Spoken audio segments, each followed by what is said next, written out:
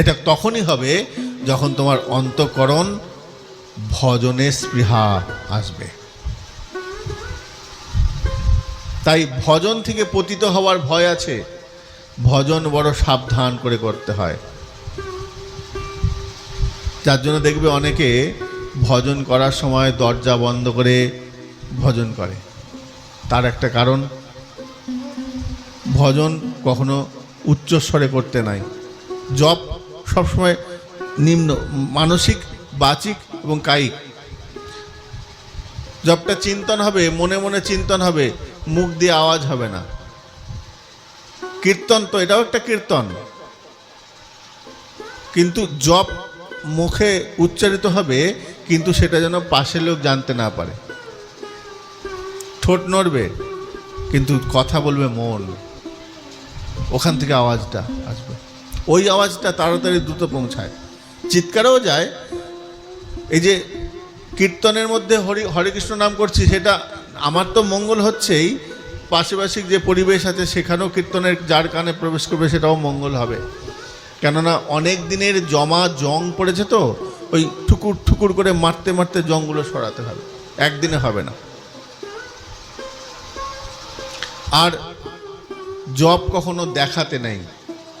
সাধন ভজন আমি এই করেছি, আমি ওই করেছি, এটাও কিন্তু তোমার হিতে বিপরীত হতে পারে।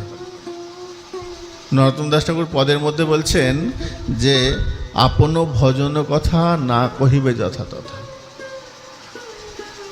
মানে ভজনীয় কথাটা হচ্ছে খুব গোপন। যেমন একজন স্বামী স্ত্রী রাত্রিবেলায় কি গল্প করে তার কাকপক্ষীও টের পায় না। ঠিক ভজনটা হচ্ছে ঠিক গোপনীয়, কেউ জানবে না। জানবে কে? আমি জানি, আর জগৎ স্বামী রয়েছে জানবে। জগৎ স্বামী জানবে, আর দ্বিতীয় কোনো ব্যক্তি জানবে না।